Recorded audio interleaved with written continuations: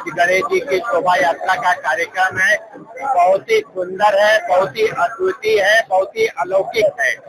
और निश्चित तौर से भगवान गणेश जी की हम लोगों ने अर्चना किया, पूजन किया और ये कामना किया कि जो महाकुंभ चल रहा है ये सकुशल बीते, बिना विघ्न के बीते और प्रयागवासियों पर उनकी कृपा बरसती रहे, यही हम लोगों ने कामना किया है। और हमारी उम्मीद है कि भगवान प्रयागवासियों पर अपनी कृपा बरसाएंगे।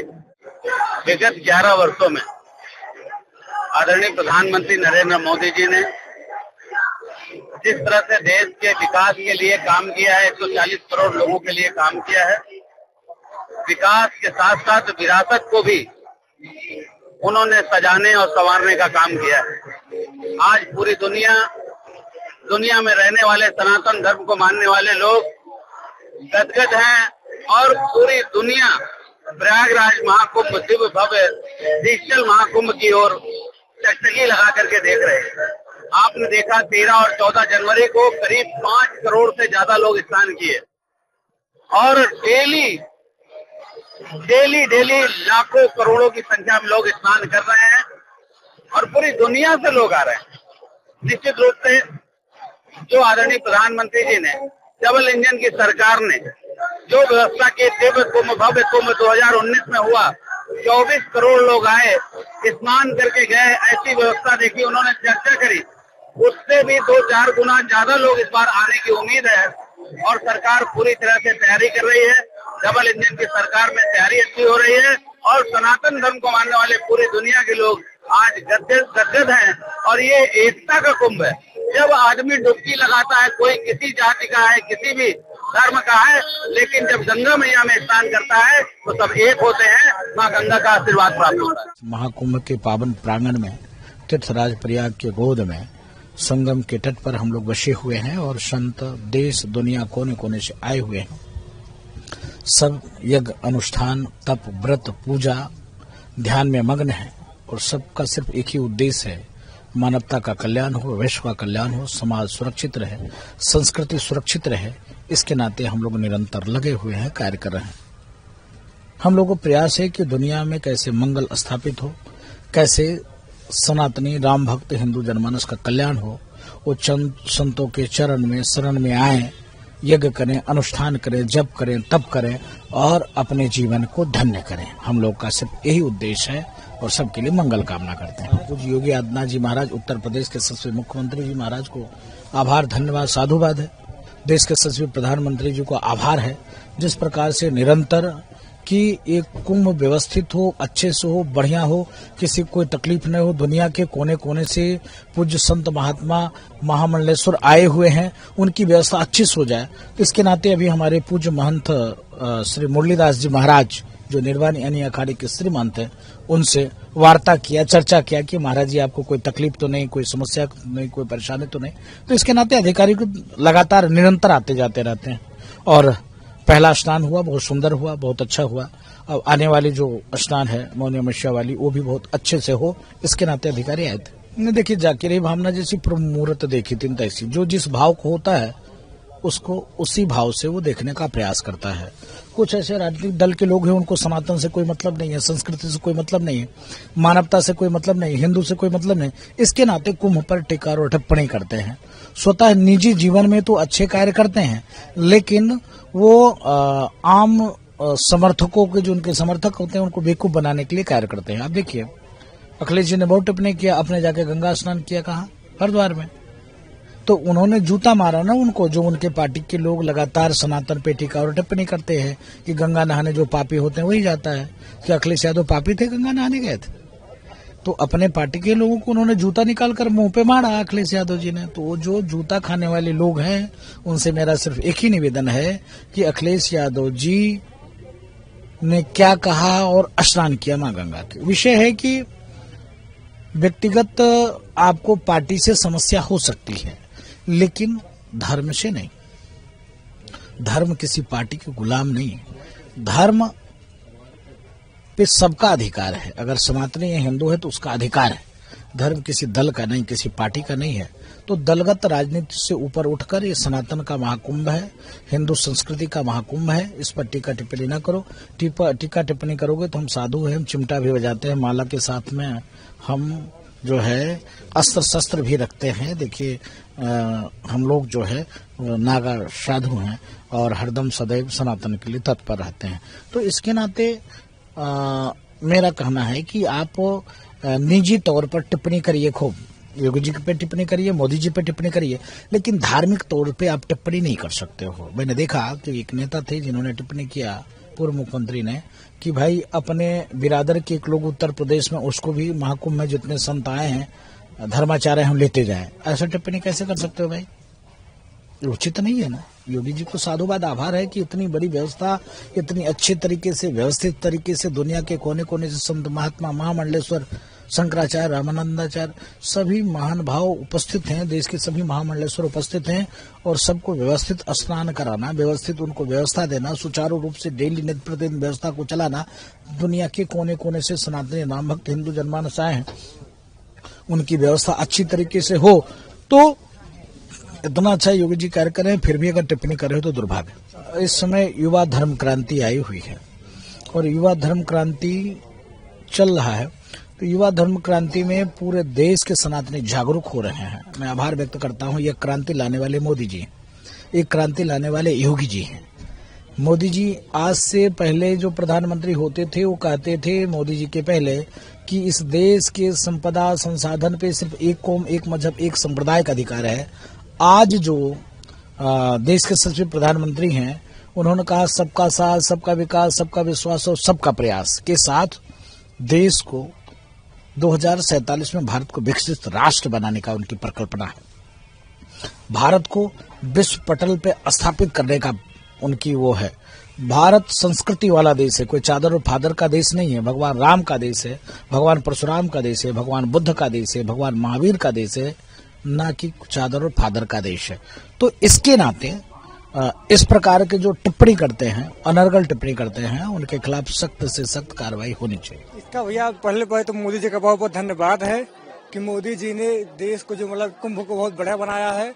बहुत डिजिटल तरीके से बहुत पब्लिक आई हुई है, और साथ हमारे माननीय मुख्यमंत्री योगी आदित्यनाथ जी ने जिस तरह के इस कुंभ को बहुत भव्य बनाने का प्रयास किया है। यहाँ पर देखेंगे तो आप मतलब पुलिस भी है, प्रशासन का मतलब बहुत बड़ा योगदान है, और हर जगह कैमरे की निगरानी से मतलब सुरक्षा का जो रकम मुहैया की जा रही है। मतलब बहुत अच्छा लग रहा है। गंगा दर्शन किए, स्नान किए। कामना करेंगे देशवासियों के लिए कि आप लोग भी आइए, 29 जनवरी को आइए, मौनी महोत्सव के दिन आइए। बहुत बहुत बहुत आनंद हो रहा है। बाकी हर तरह से कोई यहाँ असुविधा नहीं है, सब मौज है। जय हर हर महादेव। कामना की कि भाई देश का अपना और नाम हो, अर्थव्यवस्था में भी अपना देश तीसरे स्थान पर पहुंचे। बाकी और फिर देश अपना ऊंचाइयों पर पहुंचे, हर जगह ऐसे हो, अपने देश का नाम हो भैया, उससे और क्या।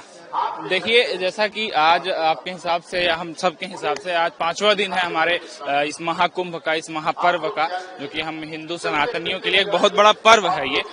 जैसा कि आप देख सकते हैं कि काफी मात्रा में जो ये भीड़ इकट्ठा हुई है इस पुण्य जल की प्राप्ति के लिए, अमृत स्नान के लिए। हाँ, जैसा कि आप व्यवस्था को भी देख सकते हैं, यहाँ की हमारी केंद्र सरकार, हमारी राज्य सरकार तत्परता से, अनुशासन पूर्वक सारी व्यवस्था हमको दी है। और माँ गंगा से हम स्नान के बाद यही कामना करते हैं कि यहाँ उपस्थित सभी लोगों का उद्धार हो, सर्वसम्मति का उद्धार हो। जैसे कि कहा जाता है कि सर्वे भद्राणि पश्यन्तु माँ कश्चित् दुर्भाग् भवेत्। इसी प्रेरणा के साथ हम माँ गंगा से ये प्रार्थना करते हैं कि हम सभी के जीवन को उद्धार करें, और राज्य सरकार, केंद्र सरकार ने जो काम निरंतर किया है वो नित्य निरंतर ऊंचाइयों को पाएं, हर समय सत्ता में बने रहें। ये हमारी असीम अनुकंपा माँ गंगा से प्रार्थना के तहत करते हैं। जैसा कि हम हैं अपने प्रयागराज से ही, यहाँ आए हुए दूर दराज से जो भी हैं, विशेषकर हमसे आप किसी से मिलिए, किसी से पूछिए, वो आपको यही बताएंगे जो है कि पूरी व्यवस्था एक नंबर की है। देखिए, सनातन संस्कृति में कुंभ का अत्यधिक महत्व है। कुंभ का अर्थ ये होता है कि अल्प काल में अत्यधिक काल का सन्निवेश हो जाता है। आप बहुत थोड़े समय में पूजा पाठ करके बहुत सारे काल की पूजा पाठ का फल पा सकते हैं। सरकार जो है इसको बहुत बढ़ावा दे रही है, ये बहुत अच्छी बात है और इसने व्यवस्था बहुत अच्छे से संभाली है इस बार, तो ये प्रोत्साहन का विषय है। सरकार ने व्यवस्था संभाली। हाँ, बस ये है कि शास्त्रीय विषयों में सरकार का हस्तक्षेप न हो, वो अच्छी बात है, किंतु व्यवस्था सरकार के द्वारा बनाई जाए वो बड़ी अच्छी बात है जी। जैसे कि कैमरे बहुत सारे लगाए गए हैं कि AI से आइडेंटिफिकेशन की जा रही है चेहरों की, तो ये तो टेक्नोलॉजी का बहुत अच्छा उपयोग है और धर्म में उसका उपयोग किया जा रहा है, ये तो और भी अच्छी बात है। तो जो भी चीजें हैं उनका धर्म के अंदर उपयोग हो जाए, वही तो धर्म है। महाकुंभ 2025 का जो द्वितीय अमृत स्नान होना है वो 29 तारीख को होने आवश्यक है।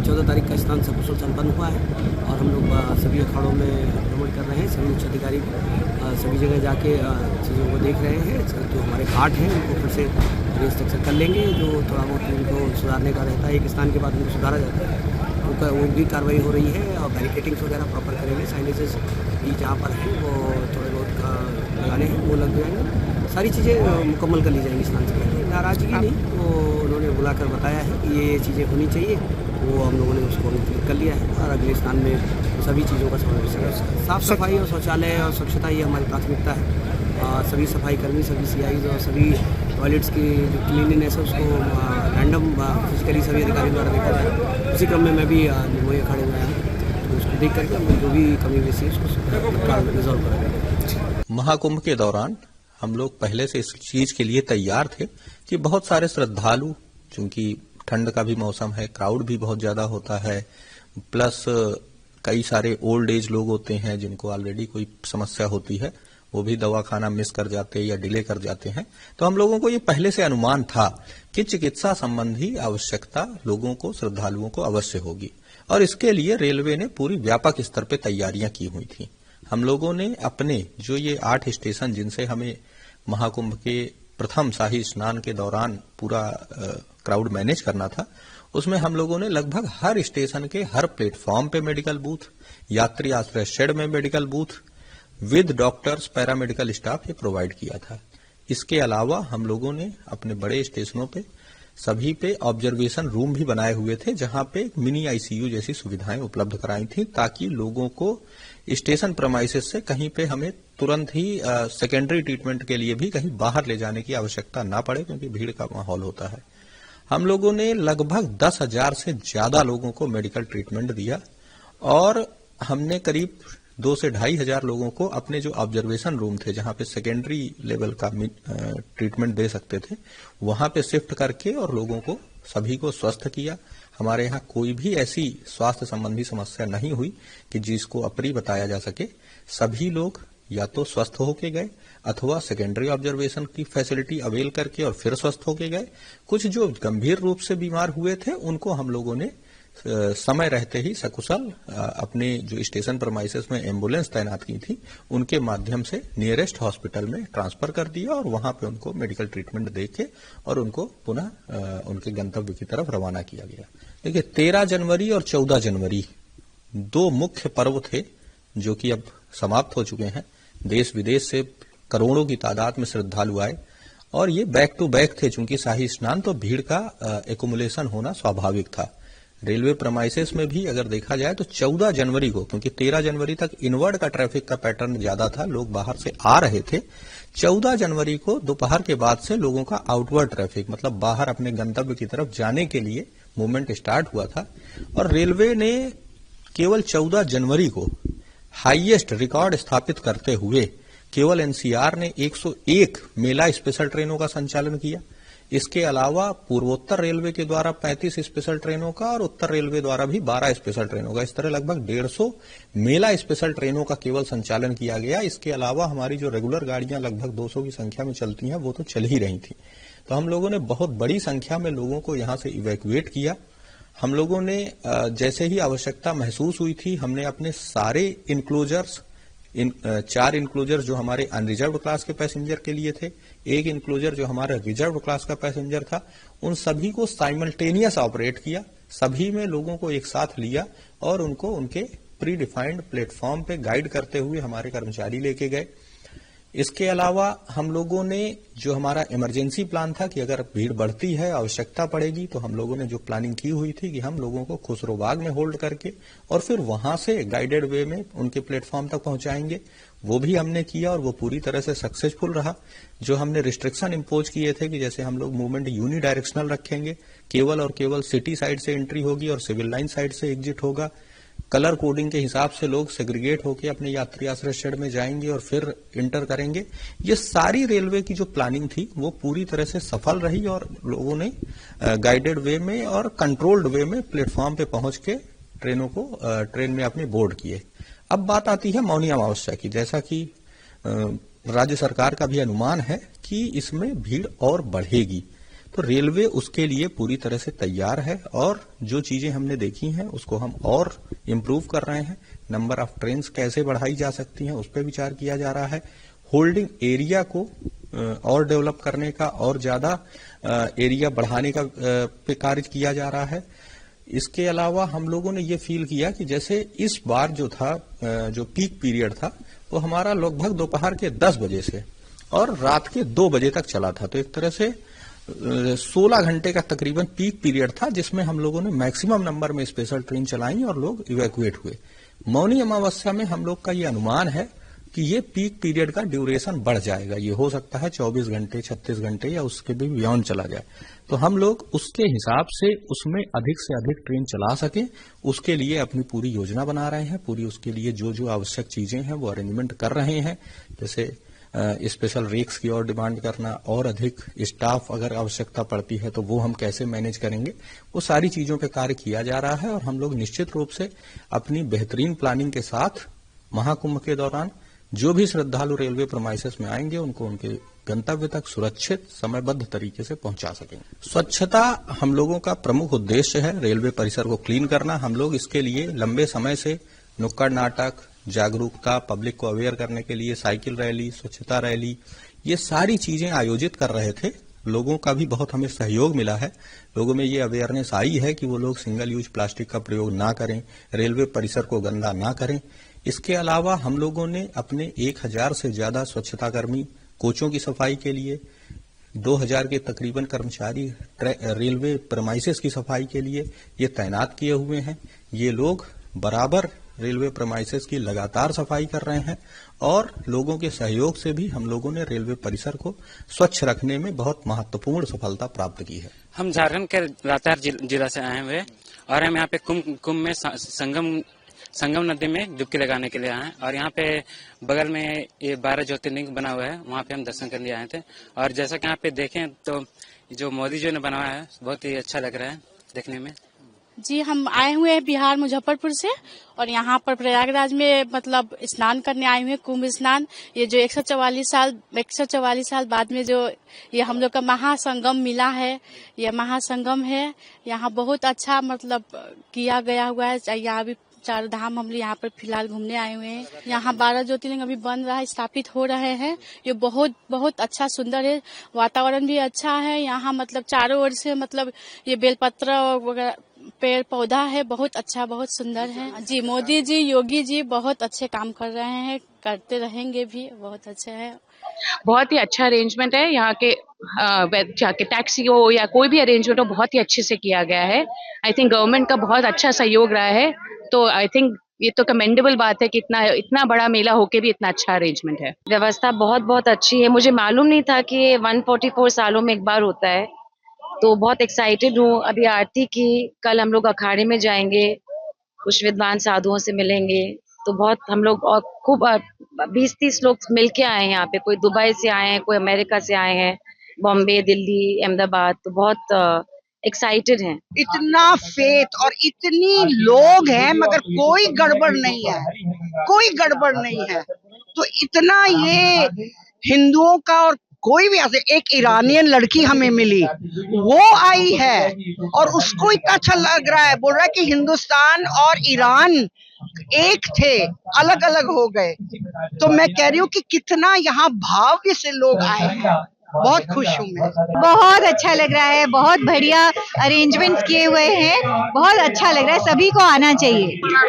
बहुत अच्छी व्यवस्था है, इतना अरेंजमेंट किया हुआ है कि कोई सोच नहीं सकता है। Beautifully arrangements hato bosaru arki take you nebo anan take you baru.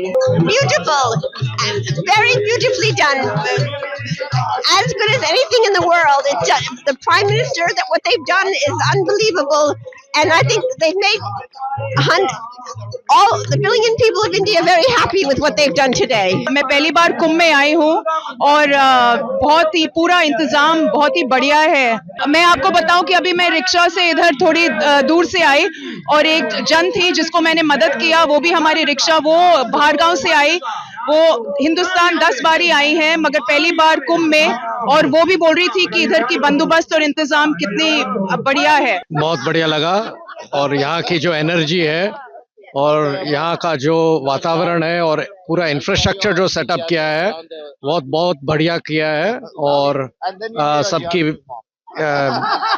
ये स्पिरिचुअल और रिलीजियस जो फीलिंग्स है वो सब बहुत महसूस हो रही है, बहुत अच्छा लग रहा है। हम ऐसे ही सोच रहे थे कि यहाँ 40 करोड़ लोग आने वाले हैं, तो कहाँ बैठेंगे, कहाँ जिएंगे, लेकिन ये पूरी व्यवस्था देखकर बहुत सुकून हो रहा है कि जो भी आएगा सेफ रहेगा और आराम से अपने दर्शन और जो गंगा जी में स्नान करना है वो कर सकेंगे। तपस्या तो बहुत कठिन होती बेटे, सब प्रकार के निंदाओं को सहन करते हुए, सब प्रकार के परिश्रम को पार करते हुए, कई प्रकार के जंगल में भूख प्यास को मारते हुए अपने आप के अंदर ही परमात्मा को समझना है, तब तो हम लोग इस तपस्या में पार हो सकते हैं, नहीं तो तपस्या में पार नहीं हो सकते। कि समभाव संप्रति सभी में भगवान है, चींटी में भी उतनी ताकत है जितने में इंसान में ताकत है। हम जंगलों में, हम नागा साधु सन्यासी जो क्या है, जंगलों में रह के तपस्या करते, कठिन पत्ते खाते हैं, जल मिल गया तो ठीक है, एक कमंडल में भी क्या है एक महीना निकाल देते हैं, और जंगल के पत्ते पर फल फूल उन वनस्पति में हमारा जीवन को व्यतीत करते हैं। उसके बाद आदर्श हो जाते हैं, कोई हिमालय में चले जाता है, कोई हिमाचल में चल जाता है, कोई सतपुड़ा में चल जाता है, कोई किष्किंधा में चला जाता है। तो ये कहीं पर्वत है, तो 7 पर्वतों में कहीं भी जाके छुप जाते हैं, फिर अपना भजन करते हैं। जब जब कुंभ होता है 12 साल में, जब जब बाहर आ जाते हैं। बहुत ही भव्य और दिव्य मेला का प्रारंभ हो चुका है, जैसे कि जो है पहला स्नान हो चुका है और तीसरे स्नान की जो है तैयारी में जो है पूरा प्रशासन जुटा हुआ है दूसरे स्नान का। तो जो है भव्य और दिव्य मेला है, और अव्यवस्था ना हो, बढ़िया भव्य और दिव्य शाही स्नान हो, उसी पे वार्तालाप हुई है। और जो है मैं समझता हूँ कि भव्य और दिव्य मेला आदरणीय प्रधानमंत्री नरेंद्र मोदी जी और यहाँ के मुख्यमंत्री पूज्य योगी जी के देखरेख में, और यहाँ का प्रशासन और सभी मीडिया वाले भी भव्य और दिव्य हो उसके लिए कामना करेंगे। और हम साधु संतों का भी मामला यही है कि जो है भव्य और दिव्य हो, उसके लिए जो है मिल के और सनातन संस्कृति की जय जयकार हो, और जो है लोगों का जन का कल्याण हो, गंगा माई सब पे कृपा बरसाए, उसके लिए जो है सब एकदम तटस्थ हैं और आगे भी रहेंगे। अधिकारी तो ये तो मेला है, अधिकारी मीडिया नेता अभिनेता या आम पब्लिक आना जाना स्वाभाविक लगा ही रहता है, तो जो ऐसा कोई बात नहीं। कुंभ पहले से भी होता था और अभी भी है, लेकिन अभी का जो है कुंभ ऐतिहासिक है, भव्य और दिव्य है, न भूतो न भविष्यति, यानी इतिहास बनाने जा रहे हैं कि सब साधु संत खुश है। और जो है ऐसा कोई बात नहीं है, तो मैं तो लोगों को बोलूँगा कि जो इधर उधर पगलाते हैं और गलत बातें टीका टिप्पणी करते हैं, तो वो सब जो है बाज आवे और अपना काम करें। और सनातन संस्कृति है और आगे भी रहेगा, तो यहाँ जो सनातन की बात करेगा वही देश में रह सकता है। और मेला भव्य और दिव्य हो, उसके लिए सभी साधु संत और आप पत्रकार भी बहुत परिश्रम कर रहे हैं, और आगे भी भव्य और दिव्य हो, उसके लिए तीर्थराज प्रयाग त्रिवेणी संगम और हनुमान जी से प्रार्थना है कि निर्विघ्न आगे का मेला संपन्न हो। हम यहाँ आए, हमको समझ लीजिए 32 साल हो गए, और ये यहाँ का समझ लीजिए बहुत बड़ा महत्व है। दशाश्वमेध घाट है, जिन्होंने ब्रह्मा जी अपने हाथों से स्थापना किया है इसका, समझ लीजिए, और उन्होंने अपने हाथों से यज्ञ किया है और हाथों से स्थापना किया है। और यहाँ से गंगा जी का जल लेंगे तो ये यही का मान्य है, समझ लीजिए, दशाश्वमेध से गंगा जी, उधर गंगा जमुना सरस्वती पड़ जाती है, तो स्नान करिए और नहाने अगर तीर्थयात्री संगम में आए हैं तीर्थराज प्रयाग में, तो ये यहाँ पे दर्शन करना उनका पुण्य माना जाएगा। समझ लीजिए, ये यहाँ की इतनी बड़ी महिमा है, समझ लीजिए, हमारे इतिहास में और संस्कृति में और हमारे सनातन धर्म। दो पिंडी को देखने को मिलती है। दो पिंडी ब्रह्मा जी ने वो आए थे ना, जो अंग्रेज जो उसको तोड़ने के लिए, वो टूटा नहीं, समझ लीजिए। जैसे हनुमान जी को जैसे उन्होंने निकाला नहीं, निकले किला मुगल शासन में, तो वो नीचे रह गए। इसी तरह से भाई प्रभु की कृपा, हमारे सनातन धर्म का जय हो। इस मंदिर का बहुत महत्व है। 12 साल बाद जब भी यहाँ पे कुंभ लगता है, महाकुंभ लगता है, तो यहाँ पे हजारों श्रद्धालु आते हैं और इस मंदिर के दर्शन अवश्य करते हैं। इसका कारण विशेष ये है कि ये ब्रह्मा द्वारा स्थापित है। ऐसा कहा जाता है कि ब्रह्मा ने इसकी स्थापना करी थी। और यहाँ पे जो ज्योतिर्लिंग है, यहाँ पे जो हमारी शिवलिंग है, इसकी बहुत ज्यादा महत्ता है। यहाँ पे एक बार कोई एक राजा आया था, उसका नाम तैमूर लंग था। उसने यहाँ पे तलवार से वार किया था, तो उस समय एक शिवलिंग खंडित हो गई। उसके बाद दूसरी शिवलिंग का स्थापना करी गई और यहाँ पे हजारों श्रद्धालु आते हैं, यहाँ पे श्रद्धा से शीश झुकाते हैं और उनको उसका पूर्ण फलदायी शिवलिंग है ये। और इसका बहुत ज्यादा शास्त्रों में महत्व है। ब्रह्मा द्वारा इसकी स्थापना हुई है, इसलिए इसका महत्व बहुत ज्यादा है। यहाँ पे आके अगर आप श्रद्धा से माथा टेकते हैं, जल चढ़ाते हैं और यहाँ पे गंगा में स्नान करते हैं, तो ये पूर्ण फलदायी है और हम सबके लिए बहुत ज्यादा पाप से मुक्त करने वाला है। इस मंदिर की महात्म ये है कि यहाँ पे ब्रह्मा द्वारा दशाश्वमेध यज्ञ किया गया। उनके पश्चात उन्होंने एक शिवलिंग की स्थापना किया, जिनका नाम ब्रह्मेश्वर महादेव। अब उनके पहले से ही यहाँ दशाश्वमेध महादेव जी विराजमान थे। और इसी जगह ब्रह्मा आए, उन्होंने यहाँ पे देखा, बहुत प्रसन्न हुए, तो इसी जगह पर उन्होंने अश्वमेध यज्ञ किया। और जो दशाश्वमेध महादेव जी हैं, इनके ऊपर मुगल काल में औरंगजेब ने अपने तलवार से उनके ऊपर वार कर दिया, जिससे कि खून दोनों निकला। इसलिए यहाँ दो शिव दोनों की पूजा होती है। और माघ मास में, अधिक मास में, और श्रावण मास में, यहाँ 12 मास यहाँ लोग जल चढ़ाने हमेशा आया करते हैं। ये एक विशेषता, जो भी यहाँ पे आता है जल चढ़ाता है, उसकी सारी मनोकामना पूर्ण होती है। जो नहीं आता तो उसकी तो भाग गई अलग है, मगर यहाँ पे आने पर सबका मनोकामना पूर्ण होता है। हाँ, यहाँ 10 अश्वमेध यज्ञ किया। हाँ, पहला ब्रह्मा जी द्वारा 10 अश्वमेध यज्ञ यहाँ प्रयाग में किया गया। सृष्टि के रचना से पहले ही ब्रह्मा ने यहाँ पर अश्वमेध यज्ञ किया था, तो इनकी स्थापना किया था। और इसी जगह चैतन्य महाप्रभु जी माघ मास में 10 दिन रुक करके अपने शिष्य रूप गोस्वामी जी को धर्म की शिक्षा यहीं से प्रदान किया था। जो भी मनुष्य यहाँ पे तीर्थ स्थान में यहाँ आता है, अगर वो भोलेनाथ जी का दर्शन नहीं करता तो उसकी मनोकामना पूर्ण नहीं होती। वैसे तो प्रयाग है, यहाँ सारे देवता विराजमान, मगर इनका मुख्य दर्शन इनको यहाँ पे है। और यहीं का जल, इन्हीं के सामने का जल सारे तीर्थों में चढ़ने के लिए जाता है। यह है दशाश्वमेध घाट, जो दशाश्वमेध घाट बन रहा है।